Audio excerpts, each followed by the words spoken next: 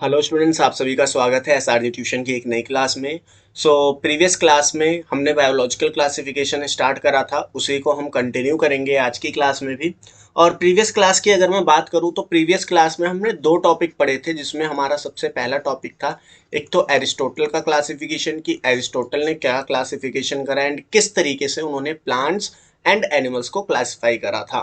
फिर हमने एक पढ़ा था किंगडम क्लासिफिकेशन। क्या पढ़ा था हमने पढ़ा था किंगडम क्लासिफिकेशन। किंगडम क्लासिफिकेशन में हमने 2 किंगडम क्लासिफिकेशन पढ़ा, 3 किंगडम क्लासिफिकेशन पढ़ा, 4 किंगडम क्लासिफिकेशन पढ़ा एंड 5 किंगडम क्लासिफिकेशन पढ़ा। 5 किंगडम क्लासिफिकेशन जब हमने पढ़ा तो उसमें हमने 5 किंगडम पढ़े। कौन कौन से? एक हमने किंगडम पढ़ा मोनेरा, कि इसमें एक मोनेरा होता है। एक हमने पढ़ा कि इसमें फंगस होता है, जिसको हम फंगाई लिखते हैं। एक हमने पढ़ा कि इसमें प्रोटिस्टा होता है 5 किंगडम क्लासिफिकेशन में। एक हमने पढ़ा कि इसमें प्लांटेई होता है, और एक किंगडम हमने पढ़ा एनिमेलिया। तो ये 5 किंगडम हमने पढ़े थे 5 किंगडम क्लासिफिकेशन में। कौन कौन से? Monera, fungus, protista, Plantae, animalia. अब हम क्या करेंगे, अब हम इन किंगडम को सेपरेटली डिस्कस करेंगे कि किस किंगडम की क्या प्रॉपर्टी है, उसमें किस तरीके के ऑर्गेनिज्म होते हैं और वो कहाँ पाए जाते हैं, उनमें रिप्रोडक्शन कैसे होता है, उनका न्यूट्रिशन कैसे होता है, इन सब चीज़ों को हम डिस्कस करेंगे। चलिए, अगर मैं बात करूँ आज की क्लास की, कि आज की क्लास में जो कि हमारा लेक्चर 2 है बायोलॉजिकल क्लासिफिकेशन का, उसमें हम क्या पढ़ेंगे। तो सबसे पहले हम मोनेरा को इंट्रोड्यूस करेंगे कि मोनेरा होते क्या हैं, या मोनेरा किंगडम में किस तरीके के ऑर्गेनिज्म होते हैं। सेकंड हम पढ़ेंगे structure of cell wall of bacteria, क्योंकि देखो मोनेरा में हम बेसिकली बैक्टीरिया के बारे में पढ़ते हैं। तो हम क्या करेंगे, मोनेरा को पढ़ने के बाद कि मोनेरा में किस तरीके के ऑर्गेनिज्म है, उसके बाद हम बैक्टीरिया पे कंप्लीट डिस्कशन करेंगे, क्योंकि मोनेरा में बैक्टीरिया ही प्लेस करे जाते हैं। तो हम उनकी स्ट्रक्चर के बारे में जानेंगे, उनकी सेल वॉल की स्ट्रक्चर कैसी है, और मैं आपको एक जनरल आइडिया दूंगा उनके सेल के स्ट्रक्चर का। फिर हम बात करेंगे क्लासिफिकेशन ऑफ बैक्टीरिया की। किसकी बात करेंगे? क्लासिफिकेशन ऑफ बैक्टीरिया की। अब ये जो क्लासिफिकेशन होगा बैक्टीरिया का, ये होगा on the basis of gram staining. किसके बेसिस पे हम बात करेंगे? ग्राम स्टेनिंग के बेसिस पे बैक्टीरिया का क्लासिफिकेशन करेंगे, यानी कि gram positive and gram negative bacteria के बारे में हम डिस्कस करेंगे। तो चलिए आगे मूव करते हैं और सबसे पहले बात करते हैं मोनेरा की। अगर हम बात कर रहे हैं किसकी, अगर हम बात कर रहे हैं मोनेरा की, तो सबसे पहले मोनेरा में किस तरीके के ऑर्गेनिज्म जो हैं वो इंट्रोड्यूस किए जाएंगे। अगर मैं बात करता हूं मोनेरा की, तो मोनेरा में bacteria are the sole members. NCERT एक लाइन लिखती है क्या? Bacteria are sole members. Monera में पाए जाने वाले बैक्टीरिया एक अकेले क्या हैं? ऑर्गेनिज्म हैं, ठीक है। Bacteria are the sole membrane. अगर हम बात करें बैक्टीरिया की, किसकी बात करें हम? अगर हम बात करते हैं बैक्टीरिया की, तो जो बैक्टीरिया होते हैं, बैक्टीरिया जो होते हैं वो प्रोकैरियोटिक सेल होती हैं। कैसी सेल होती हैं? प्रोकैरियोटिक सेल होती है। बैक्टीरिया कैसी सेल होती हैं? प्रोकैरियोटिक सेल होती हैं। अब प्रोकैरियोटिक सेल का मतलब क्या है?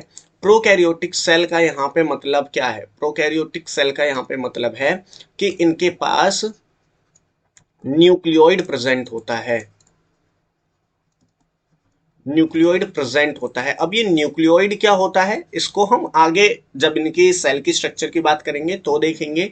एंड इनके पास न्यूक्लियर मेम्ब्रेन अब्सेंट होता है। क्या चीज अब्सेंट होती है? न्यूक्लियर मेम्ब्रेन अब्सेंट होती है। तो ये कुछ चीजें आपको पता होनी चाहिए मोनेरा में। क्या? कि मोनेरा में एक तो बैक्टीरिया आपके सोल मेंबर होते हैं, यानी आप बैक्टीरिया को ही इसमें पढ़ते हो। एंड सेकंड, यहाँ पे जो बैक्टीरिया होती हैं, यहाँ पे जो बैक्टीरिया होते हैं वो प्रोकैरियोटिक सेल होते हैं, या बैक्टीरिया जो आप पढ़ते हो वो बेसिकली प्रोकैरियोटिक सेल होते हैं। एंड प्रोकैरियोटिक सेल होने का मतलब क्या है? कि इनके पास न्यूक्लियोइड प्रेजेंट होगा। अब ये न्यूक्लियोइड होता क्या है, इसको हम आगे जब इसकी स्ट्रक्चर पढ़ेंगे तो जानेंगे। एंड इनके पास जो न्यूक्लियर मेम्ब्रेन होता है वो अब्सेंट होती है। अब हम बात करते हैं किसकी? अब हम बात करते हैं इनके हैबिटाट की। हैबिटाट का मतलब क्या होता है? हैबिटाट का मतलब होता है कि ये कहाँ पाए जाते हैं, जो बैक्टीरिया होते हैं वो कहाँ पाए जाते हैं, हम इस चीज को डिस्कस करते हैं। तो अगर मैं बात करूं हैबिटाट की, तो बैक्टीरिया हर जगह पाए जाते हैं, बैक्टीरिया हर जगह पाए जाते हैं।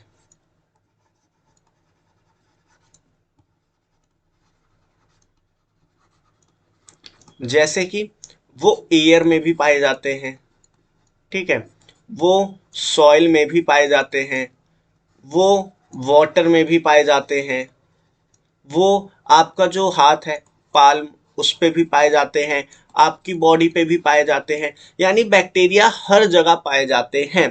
तो इसके लिए हम एक टर्म यूज करते हैं, क्या इसके लिए हम एक टर्म यूज करते हैं जो आपको याद रहे रखनी है, कॉस्मोपॉलिटन। कॉस्मोपॉलिटन का मतलब क्या है कि कॉस्मोपॉलिटन का मतलब है कि ये जो बैक्टीरिया है ये हर जगह पाए जाएंगे। तो ये कॉस्मोपॉलिटन टर्म आपको याद रखनी है, इसको मैं स्टार भी कर दे रहा हूं क्योंकि पूछ लेता है। एंड कॉस्मोपॉलिटन टर्म हमने क्यों लिखी? क्योंकि बैक्टीरिया हर जगह पाया जा रहा है, तो उसके लिए हमने एक टर्म इंट्रोड्यूस कर दी, कॉस्मोपॉलिटन। अब इसके कुछ अनयूजुअल हैबिटाट भी होते हैं, अनयूजुअल हैबिटाट भी होते हैं, मतलब कुछ और स्पेसिफिक जगह भी पाए जाते हैं। जैसे कि ये डीप सी में पाए जाते हैं, गहरे समंदर में पाए जाते हैं, है ना, आइस में पाए जाते हैं, मतलब जो ग्लेशियर ग्लेशियर हैं वहां पे पाए जाते हैं, और एनिमल्स या प्लांट्स के ऊपर ये पैरासिटिक भी होते हैं। तो ये आपको याद रखने की जरूरत नहीं है, यहां से ज्यादा नहीं पूछेगा। अब हम आगे मूव करते हैं और बात करते हैं किसकी, सॉरी फॉर द डिस्टरबेंस। अब हम आगे मूव करते हैं और बात करते हैं किसकी, साइज की। किसकी बात करेंगे हम बात करेंगे यहाँ पे साइज की। किसकी बात करेंगे? साइज की। तो देखो बैक्टीरिया का जो साइज होता है, जब आप सेल चैप्टर देखोगे, जो आपका चैप्टर नंबर 8 है, तो वहां पे डायग्राम में अलग लिखा है एंड जो एनसीईआरटी की लाइन है वो अलग लिखी है, तो मैं दोनों साइज यहाँ पे लिख देता हूँ। बैक्टीरिया का जो साइज होता है वो 3 से 5 माइक्रोमीटर से लेके, मतलब 3 से 5 माइक्रोमीटर भी हो सकता है, या फिर 1 से 2 माइक्रोमीटर हो सकता है।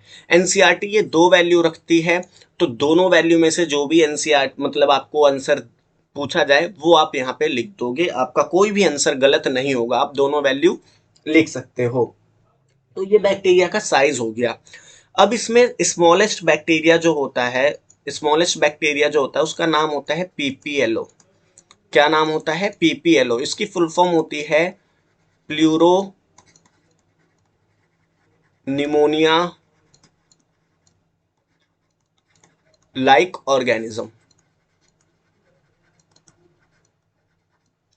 इनका जो साइज होता है वो 0.1 माइक्रोमीटर होता है, ठीक है।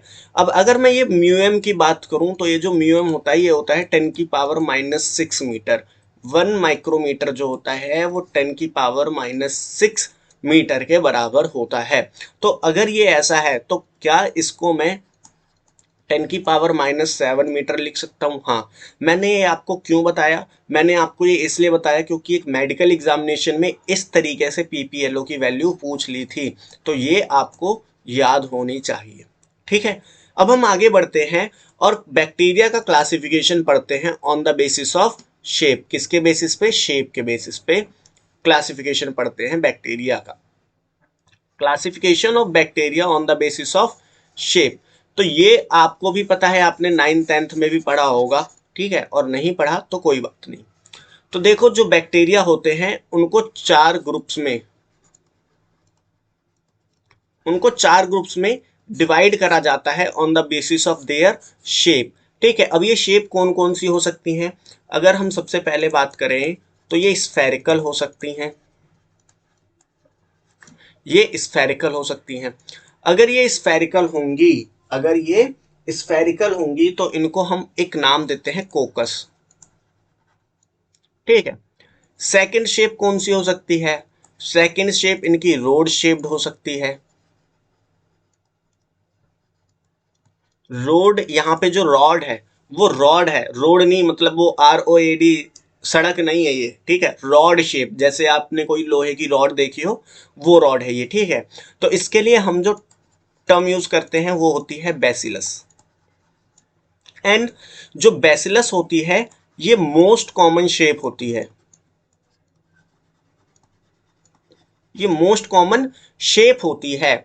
और जब आप एनसीईआरटी में डायग्राम देखोगे बैसिलस का, तो वहां पे आप देखोगे कि बैसिलस में स्पोर दिखा रखा है, तो बैसिलस में स्पोर प्रेजेंट होते हैं, ये चीज भी आप याद रखोगे। अब कई बार क्या होता है, मैं अगर आपको बताऊं तो बच्चे ना इस चीज पे ध्यान नहीं देते, डायग्राम पे ध्यान नहीं देते। तो वो जब स्पोर का क्वेश्चन पूछता है तो आधे से आधा बच्चे बोलते हैं कि क्वेश्चन एनसीईआरटी के बाहर आ गया। एनसीईआरटी के बाहर नहीं आया, आपने डायग्राम को अच्छे से नहीं देखा। तो डायग्राम से ये चीज क्लियर हो जाती है कि बैसिलस में स्पोर प्रेजेंट होते हैं। जो थर्ड शेप होती है वो होती है कोमा शेप।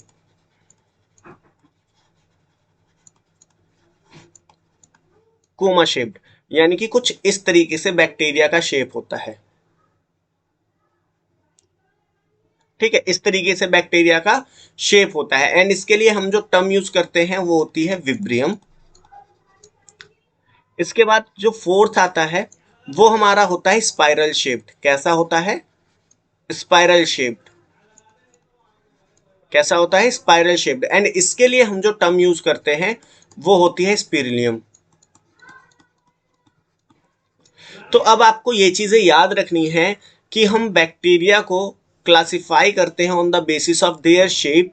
एंड कितनी कैटेगरीज में या कितने ग्रुप्स में डिवाइड करते हैं? 4 ग्रुप्स में, जिसमें सबसे पहला होता है स्फेरिकल, जिसके लिए हम टर्म यूज करते हैं कोकस।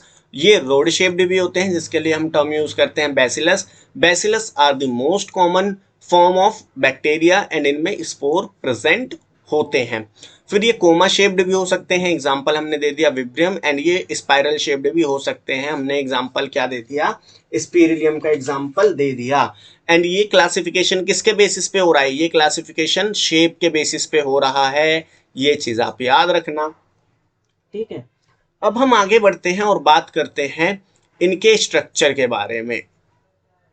अब हम क्या बात करेंगे? हम बात करेंगे किसकी?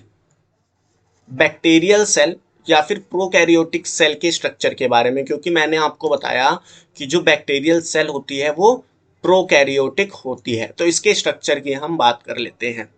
इसमें ये जो सबसे पहले आपको आउटर लेयर दिख रही है, ये जो आउटर लेयर दिख रही है, इसको हम नाम देते हैं ग्लाइकोकैलिक्स।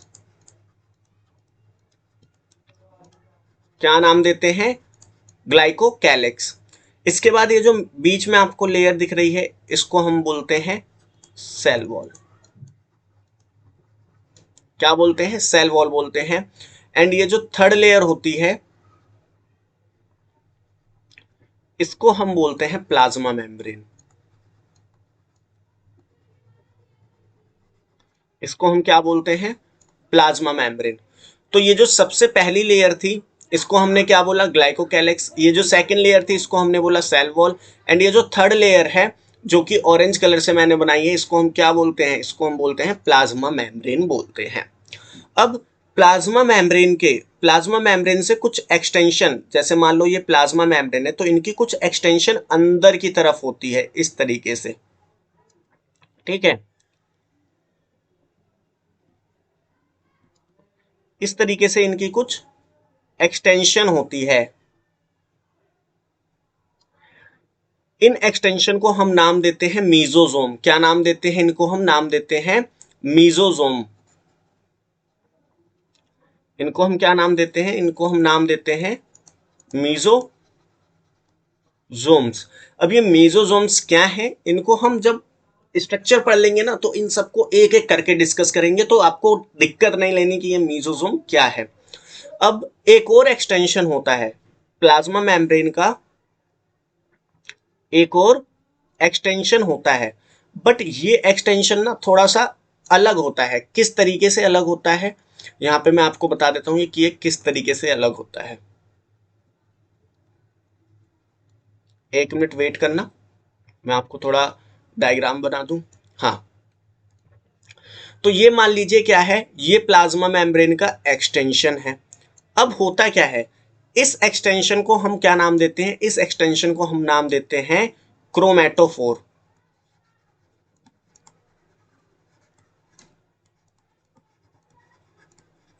अब आपके मन में एक सवाल आ रहा होगा कि अगर मीजोजोम ये भी एक्सटेंशन है प्लाज्मा मेम्ब्रेन की, क्रोमेटोफोर ये भी एक्सटेंशन है प्लाज्मा मेम्ब्रेन की, तो इन दोनों में डिफरेंस क्या है? इन दोनों में डिफरेंस है इस चीज का, इसको हम बोलते हैं पिगमेंट्स।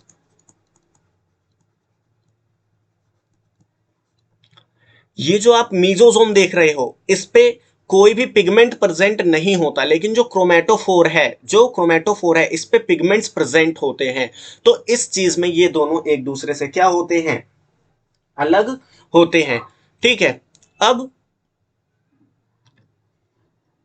बैक्टीरियल सेल में प्रेजेंट होते हैं राइबोसोम। क्या प्रेजेंट होते हैं? राइबोसोम। इनको हम क्या नाम देते हैं? इनको हम देते हैं नाम राइबोसोम्स। देखो ये सब होते क्या हैं आपको टेंशन नहीं लेना है, मैं इनको एक एक करके डिस्कस कराऊंगा। अभी आप सिर्फ ध्यान दो कि स्ट्रक्चर होती क्या है। राइबोसोम्स के बाद यहाँ पे कुछ ग्रेन्यूल्स प्रेजेंट होते हैं। ग्रेन्यूल्स मतलब कुछ दाने जैसी स्ट्रक्चर प्रेजेंट होती है, जो कि इनके साइटोप्लाज्म में सॉल्यूबल नहीं होती। इनको हम नाम देते हैं इंक्लूजन बॉडी। इनको हम क्या नाम देते हैं? इनको हम नाम देते हैं इंक्लूजन बॉडी। ये इंक्लूजन बॉडी जो होती हैं ये बेसिकली स्टोरेज का काम करती हैं, चीजों को स्टोर करने का काम करती हैं। ठीक है, तो ये आपको क्लियर हो गया। राइबोसोम हो गया हमारा, इंक्लूजन बॉडी हो गया। अब ये जो आप स्ट्रक्चर देख रहे हो जो मैंने बनाई है इसको हम बोलते हैं प्लाज्मिड। इसको हम क्या बोलते हैं? प्लाज्मिड बोलते हैं। प्लाज्मिड होता क्या है इसको हम आगे देखेंगे। इसके बाद यहां पे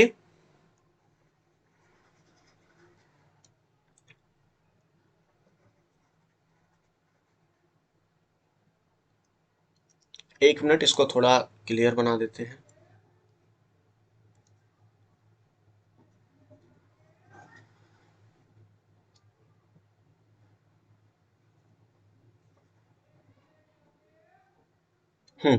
अब यहां पे मैंने ये जो स्ट्रक्चर बनाई, यहां पे मैंने ये जो स्ट्रक्चर बनाई,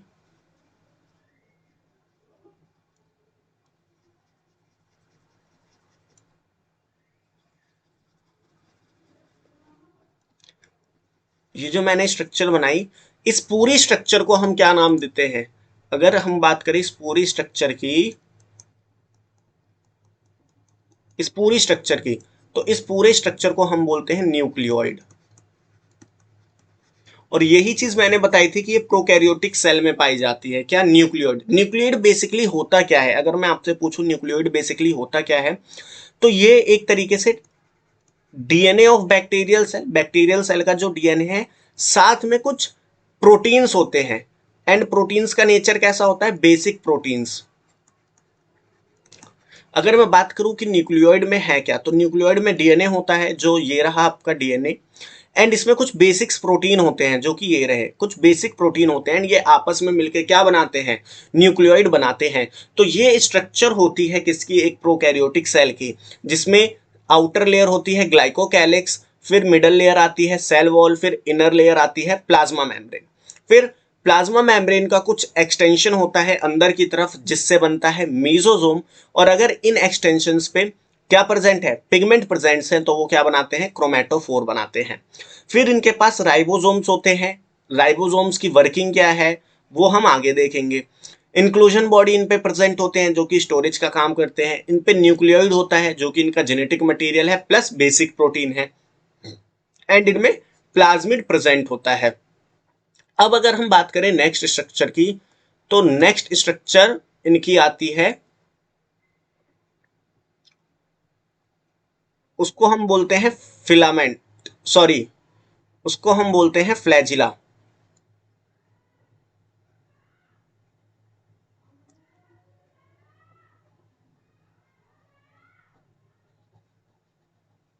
उसको हम क्या बोलते हैं? फ्लैजिला बोलते हैं।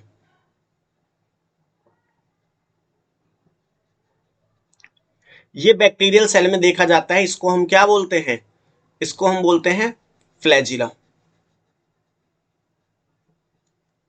क्या बोलते हैं इसको हम बोलते हैं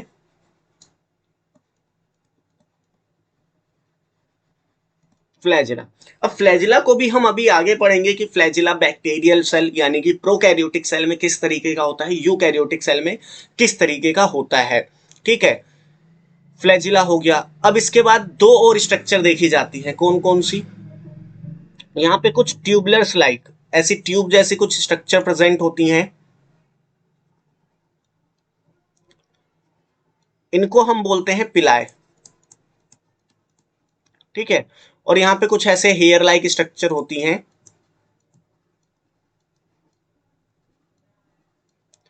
जिनको हम क्या बोलते हैं, फिम्ब्रे बोलते हैं। तो ये एक पूरी स्ट्रक्चर होती है, ये एक पूरी स्ट्रक्चर होती है किसकी, एक बैक्टीरियल सेल की या एक प्रोकैरियोटिक सेल की, जो आपकी स्क्रीन पे आपको दिख रही है।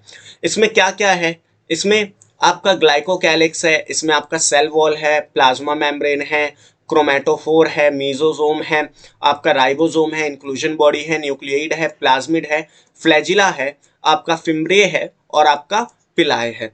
तो ये सारी चीजें एक प्रोकैरियोटिक सेल या फिर एक बैक्टीरियल सेल में देखी जाती हैं। अब हम क्या करते हैं, सबसे पहले ग्लाइकोकैलिक्स की बात करते हैं। किसकी बात करते हैं, ग्लाइकोकैलिक्स की बात करते हैं। चलिए, हम किसकी बात कर रहे हैं, हम बात कर रहे हैं ग्लाइकोकैलिक्स की।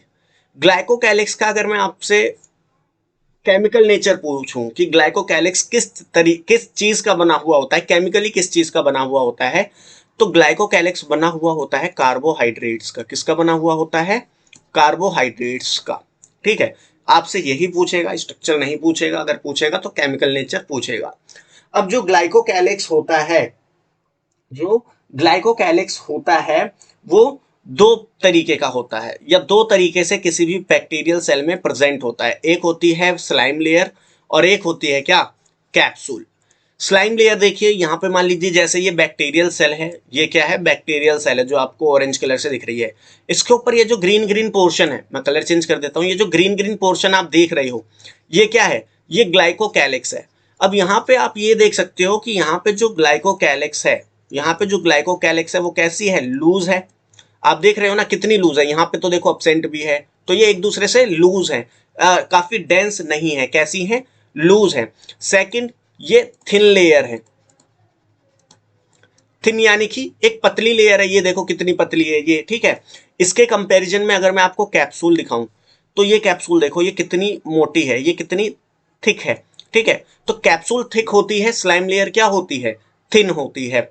अगर मैं बात करूं स्लाइम लेयर की, और कि स्लाइम लेयर का काम क्या होता है, तो ये प्रिवेंट बैक्टीरियल सेल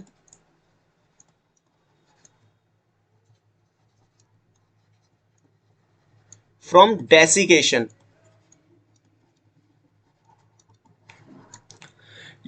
जो स्लाइम लेयर होती है ये बैक्टीरियल सेल को प्रिवेंट करती है डेसिकेशन से। डेसिकेशन का मतलब क्या होता है, लॉस ऑफ वाटर,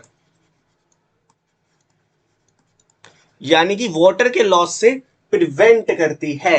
कौन, स्लाइम लेयर। वहीं अगर मैं बात करूं कैप्सूल की, किसकी बात करूं मैं, कैप्सूल की, तो कैप्सूल जो होती है वो एक थिक लेयर है, थिक यानी कि एक मोटी लेयर है, एंड साथ ही साथ ये सिलेंड्रिकल होती है, ये सिलेंड्रिकल होती है शेप में, ये देखो ये सिलेंडर टाइप है पूरा, है ना, तो ये सिलेंड्रिकल है। अब इसका काम क्या है, अगर मैं बात करूं कि इसका काम क्या है, तो ये बैक्टीरियल सेल को प्रोटेक्ट करता है,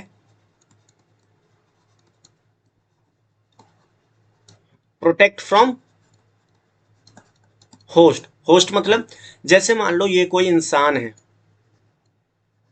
ठीक है, अब इस पे एक बैक्टीरियल सेल, ये मान लो इस पे एक बैक्टीरियल सेल यहां आ गया इस पे, ठीक है, वो बैक्टीरियल सेल क्या कर रहा है, इसमें इन्फेक्शन कॉज कर रहा है, क्या कर रहा है, इन्फेक्शन कॉज कर रहा है। तो अब इसका जो इम्यून सिस्टम होगा वो इस बैक्टीरियल सेल पे काम करेगा, मतलब इस बैक्टीरियल सेल को डिस्ट्रॉय करने की कोशिश करेगा।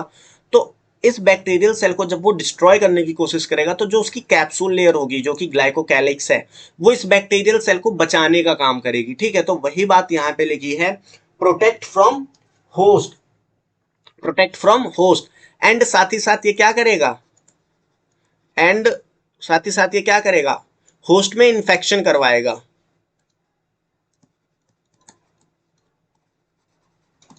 Give ability to infect, give ability to bacteria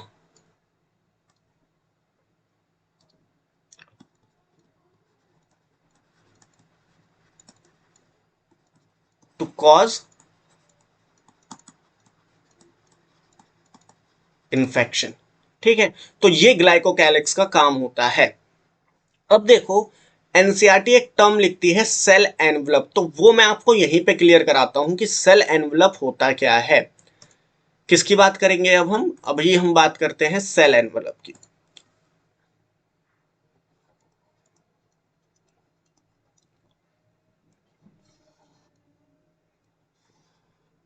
किसकी बात कर रहे हैं हम बात कर रहे हैं सेल एनवलप की। ये सेल एनवलप होता क्या है, बेसिकली देखो एनवलप का मतलब क्या होता है, लिफाफा। एनवलप का मतलब क्या होता है, लिफाफा। तो सेल एनवलप की अगर मैं बात करूं, सेल एनवलप है क्या, सेल एनवलप कुछ नहीं, जब आप तीन चीजों को, किस किस को, जब आप glycocalyx, cell wall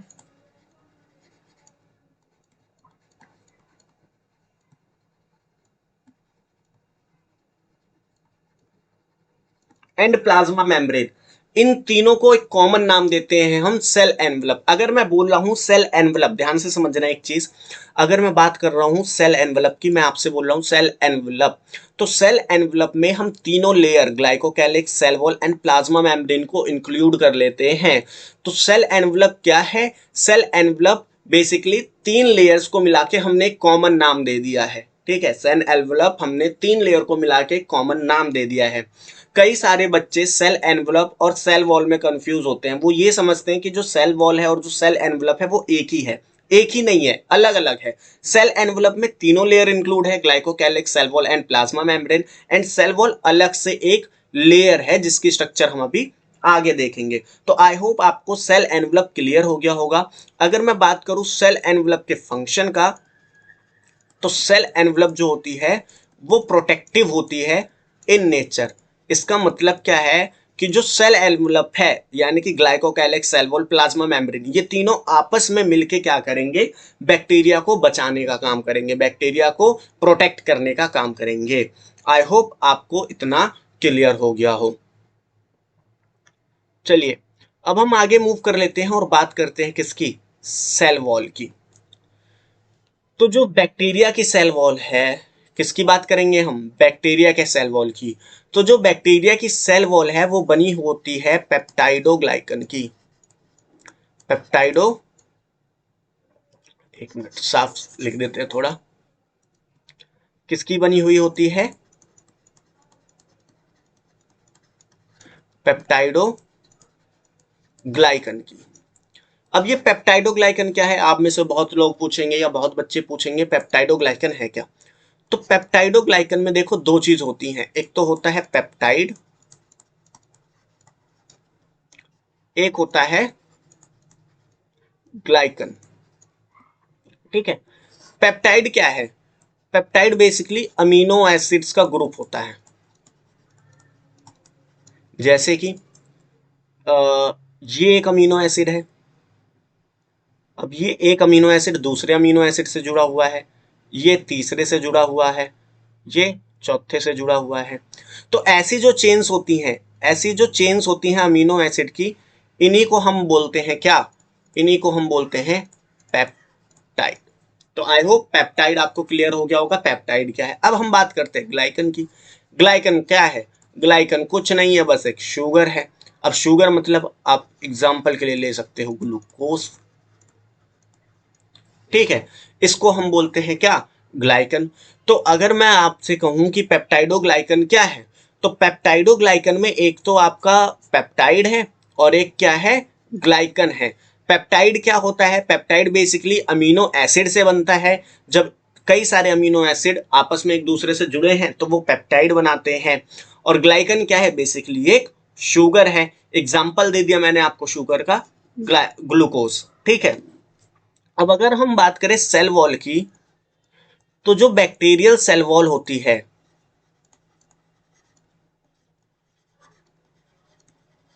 bacterial cell wall are polymer of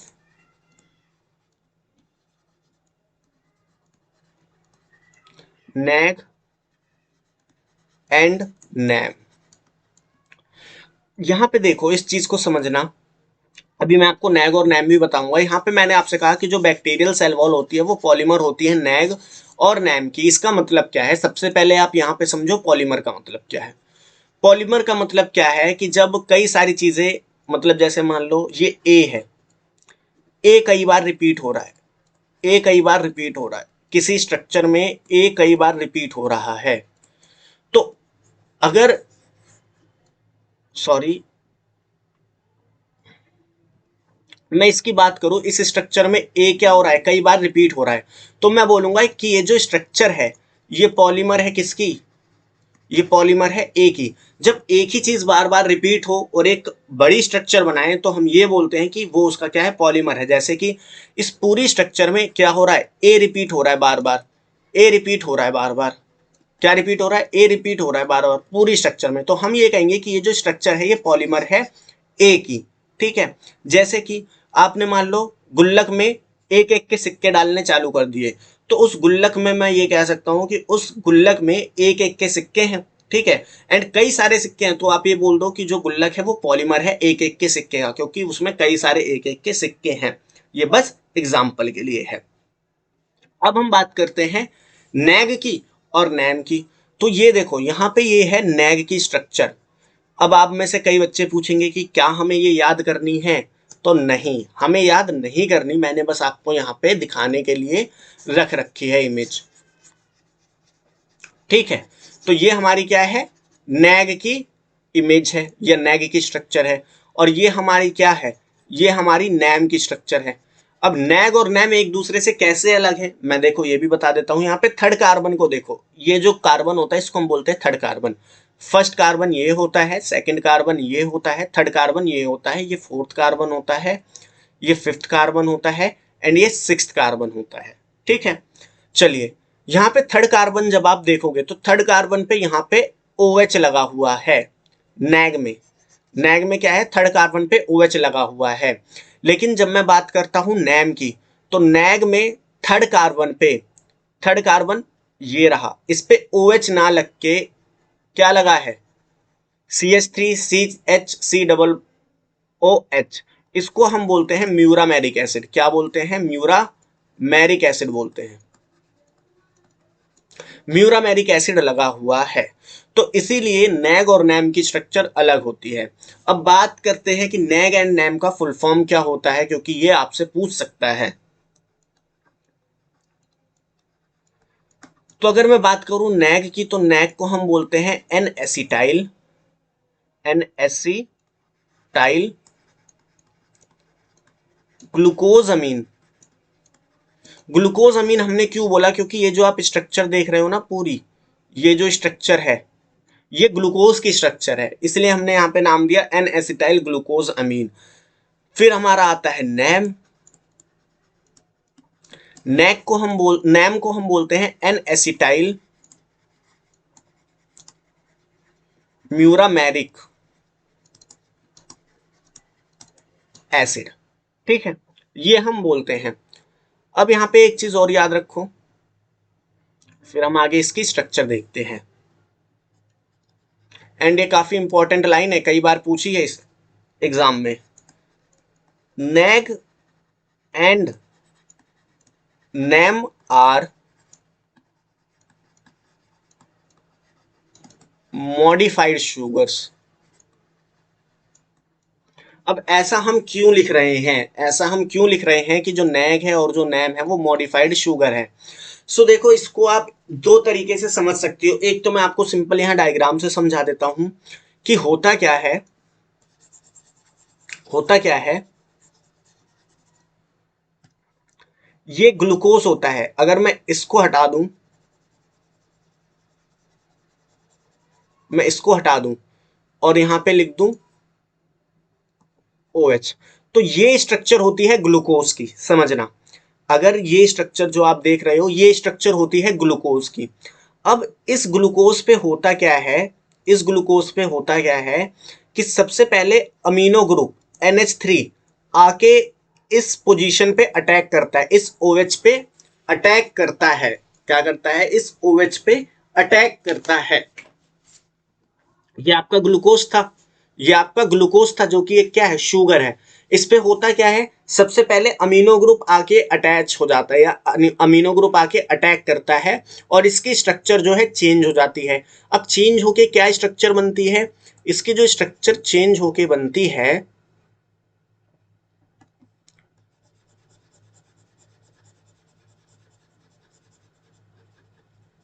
यहाँ पे जो चेंज होके स्ट्रक्चर बन जाती है वो बन जाती है NH2। क्या बन जाती है, NH2 बन जाती है। अब NH2 बनने के बाद इस पे एसिटिक एसिड जिसका फॉर्मूला होता है C3COOH, वो आके अटैक कर देता है, वो आके अटैक कर देता है। तो जब ये आके अटैक कर देता है तो उसके बाद हमारा नैम बन जाता है, उसके बाद हमारा क्या बन जाता है, नैम बन जाता है, जिसकी स्ट्रक्चर आपके सामने है।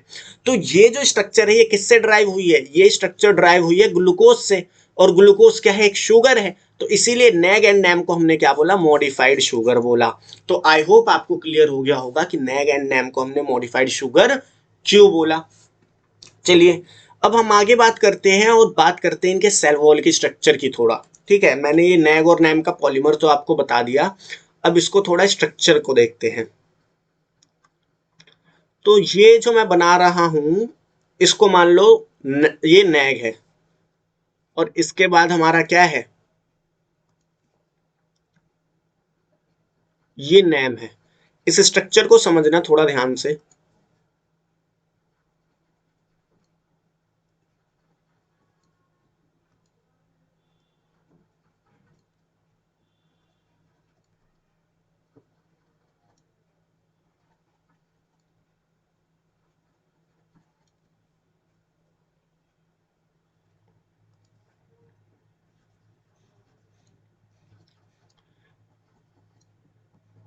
एक मिनट वेट करना बच्चों, मैं स्ट्रक्चर बना देता हूं ताकि मैं आपको और अच्छे से क्लियर कर पाऊं कि किस तरीके से स्ट्रक्चर होती है।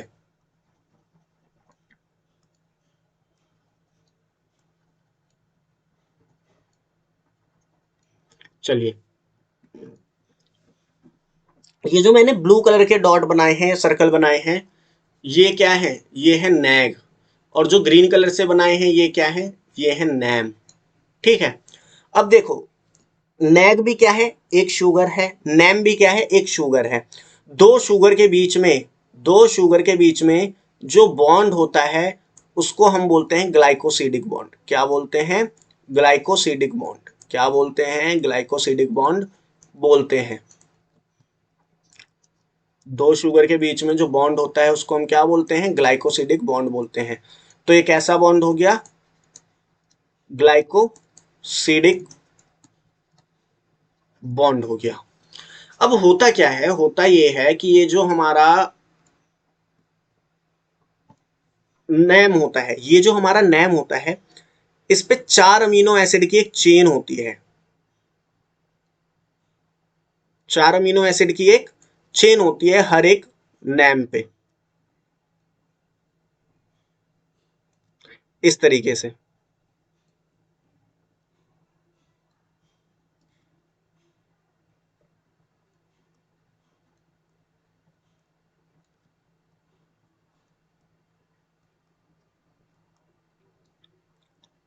इस तरीके से क्या होती है, 4 अमीनो एसिड की चेन होती है हर एक नैम पे।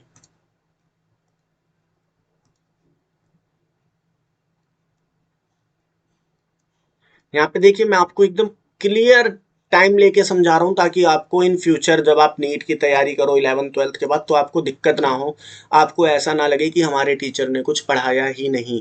इसीलिए मैं क्या कर रहा हूँ, आपको एकदम डिटेल में बता रहा हूँ। और अगर आप नीट की प्रिपरेशन कर रहे हो, उसके लिए देख रहे हो, तो उसके लिए भी ये मोर देन सफिशियंट है। ठीक है, तो ये क्या होते हैं, 4 अमीनो एसिड प्रेजेंट होते हैं नैम पे। किस पे? नैम पे।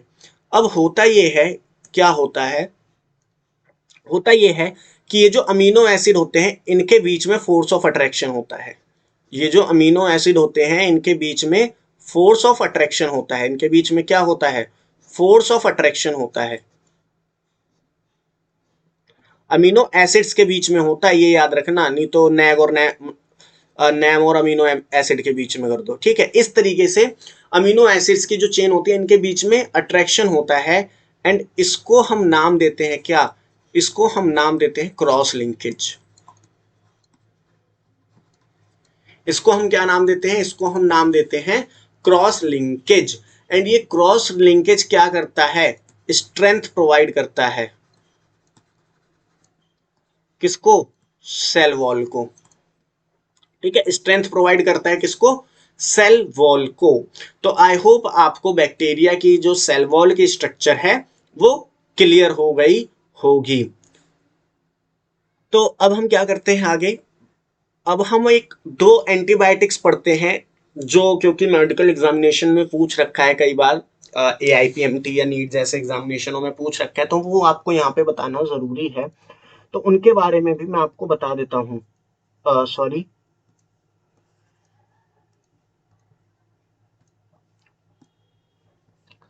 सबसे पहले मैं आपको बताता हूँ माइकोप्लाज्म के बारे में।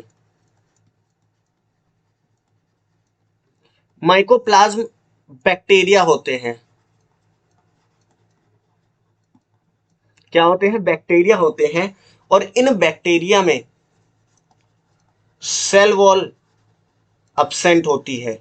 इन बैक्टीरिया में सेल वॉल नहीं देखी जाती है। ये चीज आप याद रख लेना। और जो हमने पीपीएलओ पढ़ा था, जो हमने पीपीएलओ पढ़ा था वो बेसिकली माइकोप्लाज्म का ही एग्जाम्पल था। ठीक है, चलिए अब सेकंड हम बात करते हैं किसकी? सेकंड हम बात करते हैं लाइसोजाइम की।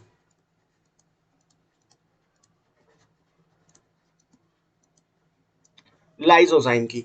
लाइसोजाइम एक एंजाइम होता है जो कि प्रेजेंट होता है बॉडी सिक्रेशन में। बॉडी सिक्रेशन में, जो हमारे बॉडी में सिक्रेशंस होते हैं, एग्जाम्पल आप ले सकते हो सबसे बेस्ट सलाइवा, और इसका मैं आपको एक प्रैक्टिकल एग्जाम्पल भी बता देता हूं। सलाइवा, जो सलाइवा होता है इसमें क्या प्रेजेंट होता है? लाइसोजाइम प्रेजेंट होता है। अब ये जो लाइसोजाइम एंजाइम होता है ये क्या करता है? Break down the glycosidic bond. ये जो लाइसोजाइम है ये ब्रेक डाउन करता है ग्लाइकोसिडिक बॉन्ड को, यानी ये जो ग्लाइकोसिडिक बॉन्ड है दो शुगर्स के बीच में, इनको तोड़ने का काम करता है कौन? लाइसोजाइम। तो लाइसोजाइम को हम एज अ एंटीबायोटिक भी यूज कर सकते हैं।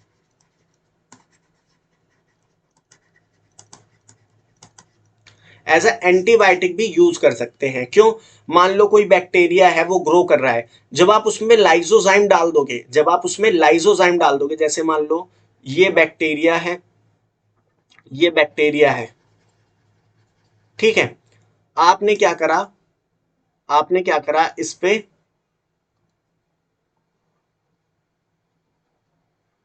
अरे इस पे डाल दिया लाइसोजाइम। क्या डाल दिया? इस पे लाइसोजाइम डाल दिया। अब ये लाइसोजाइम क्या करेगा? ये लाइसोजाइम इस ग्लाइकोसिडिक बॉन्ड को तोड़ने का काम करेगा, ग्लाइकोसिडिक बॉन्ड को तोड़ने का काम करेगा, जिसकी वजह से क्या होगा? बैक्टीरिया की डेथ हो जाएगी। ठीक है, तो ये आपको समझ में आ गया होगा। अगर मैं आपसे कहूं, अगर मैं आपसे कहूं क्या लाइसोजाइम माइकोप्लाज्म पे काम करेगा? क्या लाइसोजाइम माइकोप्लाज्म पे काम करेगा? तो इसका आंसर होगा नो। अगर मैं ऐसा आपसे कहूं वाई, ऐसा क्यों है, तो आप कहोगे कि भैया माइकोप्लाज्म में तो सेल वॉल होता ही नहीं है। अगर सेल वॉल नहीं है तो उनमें ग्लाइकोसिडिक बॉन्ड नहीं है, और ग्लाइकोसिडिक बॉन्ड नहीं है तो लाइसोसोम तोड़ेगा किसको, है ना। अब जैसे एक एग्जांपल, कोई एक बच्चा है जो इस पे फिजिक्स है, केमिस्ट्री है, मैथ है, उस पे ये 3 सब्जेक्ट है, फिजिक्स केमिस्ट्री मैथ। तो वो फिजिक्स पढ़ेगा, केमिस्ट्री पढ़ेगा, मैथ पढ़ेगा, वो बायो क्यों पढ़ेगा? उस पे जब बायोलॉजी सब्जेक्ट है ही नहीं तो वो बायो क्यों पढ़ेगा? इसी तरीके से जब माइकोप्लाज्म के पास सेल वॉल नहीं है तो उस पे ग्लाइकोसिडिक बॉन्ड नहीं है, और ग्लाइकोसिडिक बॉन्ड नहीं है तो लाइसोसोम ग्लाइकोसिडिक बॉन्ड तोड़ेगा कैसे? नहीं तोड़ पाएगा। ये वही बात हो गई कि आपने मिस्त्री को बुलाया छत तुड़वाने के लिए, आपने किसी मिस्त्री को बुलाया या किसी सिविल इंजीनियर को बुलाया अपने घर की छत तुड़वाने के लिए, और जब वो पहुंचा तो वो देख रहा है कि आपके घर में छत ही नहीं है। तो जब आपके घर में छत नहीं है तो वो तोड़ेगा किस चीज को? ठीक है, तो ये पॉसिबल नहीं है, इसलिए लाइसोजाइम माइकोप्लाज्म पे एक्ट नहीं करते। नेक्स्ट हम बात करते हैं किसकी? नेक्स्ट हम थर्ड बात करते हैं, किसकी? पेनिसिलिन की। पेनिसिलिन आपने एंटीबायोटिक सुनी होगी, सॉरी, पेनिसिलिन आपने एंटीबायोटिक सुनी होगी। पेनिसिलिन जो होता है, पेनिसिलिन जो होता है ये क्या करता है?